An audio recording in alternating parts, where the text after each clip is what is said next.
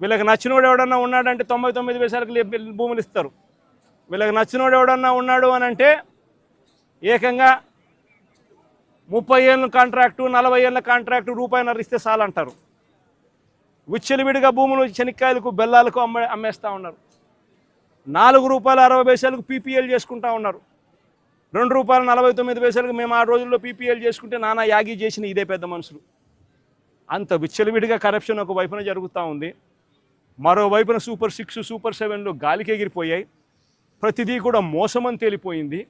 వ్యవస్థలన్నీ కూడా పూర్తిగా నీరుగారిపోయిన పరిస్థితులు కనిపిస్తూ ఉన్నాయి. ఏ మనిషి కూడా సంతోషంగా లేని పరిస్థితిలో చంద్రబాబు ప్రభుత్వంలో కనిపిస్తూ ఉంటే ఈ మనుషుల తరపున ఈ ప్రజల తరపున ఏ గొంతు వినపడకూడదు అని చెప్పి ఏకంగా ఈ పెద్ద మనిషి పిన్నెల్లి రామకృష్ణారెడ్డిని జైల్లో పడేసినాడు. ఈయన 4 సార్లు ఎమ్మెల్యే. దళిత మాజీ ఎంపీ నందిగాం సురేష్ను 190 రోజులు జైల్లో పెట్టినాడు. ఈయన దళిత మాజీ ఎంపీ.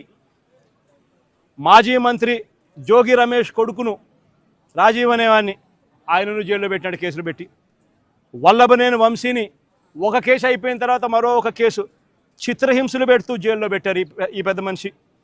ఎంపీ మిథున్ రెడ్డిని కేవలం పెద్దిరెడ్డి రామచంద్రారెడ్డి చంద్రబాబు నాయుడును ఆయన కాలేజ్ టైంలో ఈయన ఇద్దరు కాలేజీలలో స్టూడెంట్గా ఉన్నప్పుడు ఇద్దరు కలిసి చదువుకున్నారని, ఆ కలిసి చదువుకున్నప్పుడు పెద్దిరెడ్డి రామచంద్రారెడ్డి చంద్రబాబు నాయుడు చెప్పుతో కొట్టినాడు అని చెప్పి. అంతే.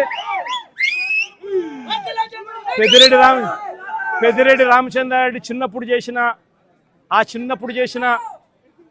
చిన్న గొడవ చంద్రబాబు నాయుడు మనసులో ఎంతగా నాటుకొని పోయింది అంటే ఏకంగా పెద్దిరెడ్డి రామచంద్రారెడ్డి కొడుకును ఎట్ట తిరిగి జైల్లో పెట్టాలా, పెద్దిరెడ్డి రామచంద్రారెడ్డికి మనక్షోభ కలిగించాలా అని ఎంత సేడిస్టిక్గా ఆయన వ్యవహరిస్తూ ఉన్నాడు అని చెప్పడానికి ఇదొక నిదర్శనం.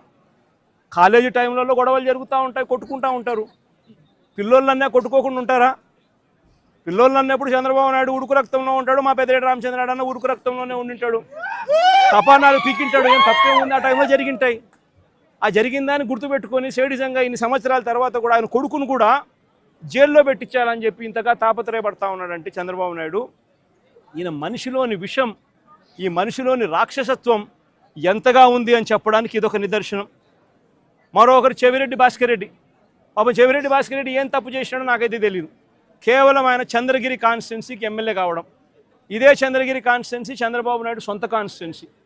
ఇదే చంద్రబాబు నాయుడు సొంత కాన్స్టిట్యున్సీ చంద్రగిరిలో 1983లో 1978లో ఆయన కాంగ్రెస్ పార్టీలో మంత్రిగా ఉండి పోటీ చేసి 17,000తో ఓడిపోయినాడు చంద్రగిరి కాన్స్టిట్యున్సీలో 1983లో.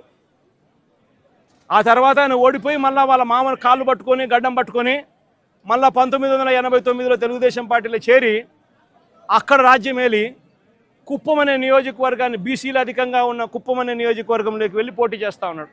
ఈ చంద్రగిరి నియోజకవర్గం ఆయన చేతుల్లో నుంచి వెళ్ళిపోయింది అని, ఈ చంద్రగిరి అనే నియోజకవర్గం ఆయన సొంత ఊరుంది కాబట్టి అక్కడ ప్రజలు చంద్రబాబు నాయుడు ఓడించినారు అని బాధ తట్టుకోలేక భాస్కర్ను వేధించి జైల్లో పెట్టించే కార్యక్రమాలు చేస్తూ ఉన్నాడు.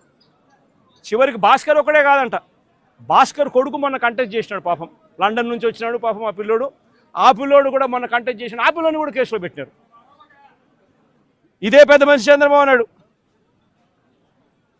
కొడాలి నానిని, పేర్ని నాని భార్యను కూడా చివరికి అని కూడా చూడకుండా ఆమెను కూడా కేసులో పెట్టాలని చిత్రహింసలే.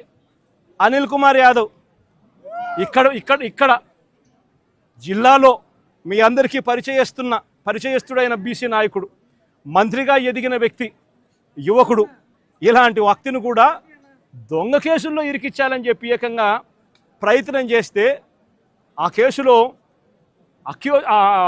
ఆ విట్నెస్ వెళ్ళి జడ్జి ముందర పోలీసులు నన్ను 3rd డిగ్రీ ఉపయోగించి నన్ను దొంగ స్టేట్మెంట్ తీసుకునే ప్రయత్నం చేశారు అని చెప్పి ఏకంగా మెజిస్ట్రేట్ ముందర చెప్పినాడు అని అంటే ఎంతటి దారుణంగా వీళ్ళు పోలీసులను ఉపయోగిస్తున్నారని చెప్పడానికి ఇదొక నిదర్శన.